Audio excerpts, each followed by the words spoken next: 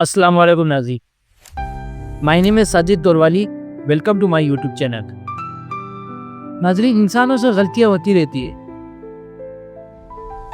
لیکن کچھ غلطیاں ایسی ہوتی ہیں جس کی سزا پوری دنیا کو بھگتنا پڑتا ہے۔ ایسی ایک غلطی ایک نوجوان نے کی اور جس کی سزا بھگتی تقریباً 7 سے 8 کروڑ لوگوں نے۔ آج ہم آپ کے لیے بہت انٹرسٹنگ کہانی لے کر آئے ہیں، سو پلیز اس کہانی کو اینڈ تک لازمی دیکھیں۔ ایک گولی، بس ایک گولی، جس نے کروڑوں لوگوں کی اموات کے سبب بن گئی۔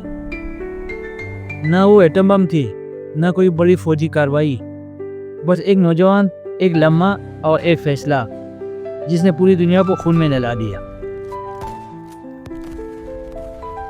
کہتے ہیں کہ اگر جنوبی امریکہ کی کسی جنگل میں ایک تتلی اپنے پر ہلکے سے پٹکائے تو اس کی یہ ہلکی سی جنبش کئی دور سمندر میں ایک طوفان کے سبب بن سکتی ہے۔ یہ تھیوری بٹر فلائی ایفیکٹ کہلاتی ہے۔ تاریخ میں اس سیکھ کی کافی مثالیں ہیں، لیکن سب سے زیادہ بڑی اور خطرناک 28 جون 1914 کو سراجیوو میں سامنے آئی۔ 28 جون 1914 کو شہزادہ فرانسس اور اس کی اہلیہ صوفی بوسنیا کے شہر سراجیوو کے دورے پر تھے۔ ان کے قافلے پر صبح کے وقت ایک قوم پرست تنظیم کی شخص نے بم پھینکا، نشانہ چوک گیا اور شہزادہ محفوظ رہا، لیکن پچھلی گاڑی میں سوار کچھ لوگ زخمی ہو گئے۔ اس حملے کے بعد دورہ جاری رکھنے کے بجائے شہزادہ گورنمنٹ ہاؤس چلا گیا، لیکن وہاں تھوڑا ٹائم گزارنے کے بعد اس نے اپنی اہلیہ کے ساتھ ہسپتال جا کر زخمیوں کی عیادت کا سوچا۔ ہسپتال جاتے ہوئے ڈرائیور راستہ بھول گیا۔ ایک موڑ پر جب وہ گاڑی گھما رہا تھا تو جگہ تنگ ہونے کی وجہ سے باقی گاڑیاں پیچھے رک گئی۔ اسی وقت سڑک کی دوسری طرف ایک کیفے پر ایک قوم پرست تنظیم کے ایک اور ممبر گالیو پریسنے بیٹھا ہوا تھا۔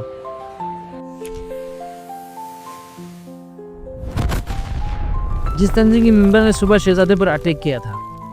پریسنے نے جب اسے دیکھا تو اسے یہی لگا کہ ایک عظیم موقع خود چل کر اس کے سامنے آیا ہے۔ اس نے آگے بڑھ کر شہزادہ اور اس کی بیوی دونوں کو گولیاں مار دی۔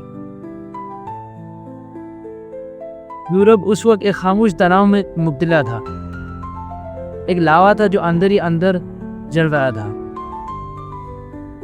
شہزادے کے قتل نے اس لاوے کو پھڑنے کا جواز پیش کر دیا۔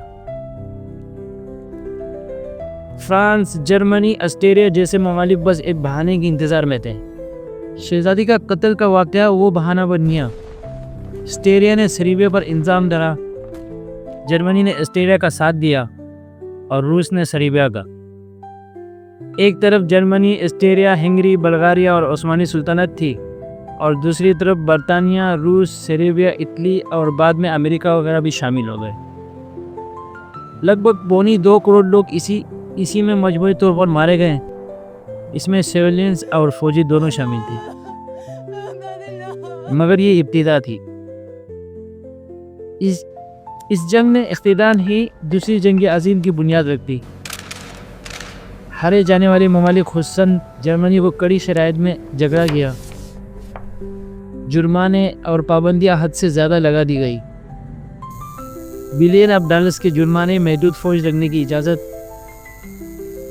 کہتے ہیں کہ غربت اتنی زیادہ بڑھ گئی تھی کہ کرنسی اتنی ڈیویلیو ہو گئی تھی کہ نوٹوں کی بوریوں کے بدلے بھی ایک ڈبل روٹی نہیں ملتی تھی۔ ان حالات نے جرمنوں کو اندر غصے اور اختتام کو بہت زیادہ بڑھا دیا۔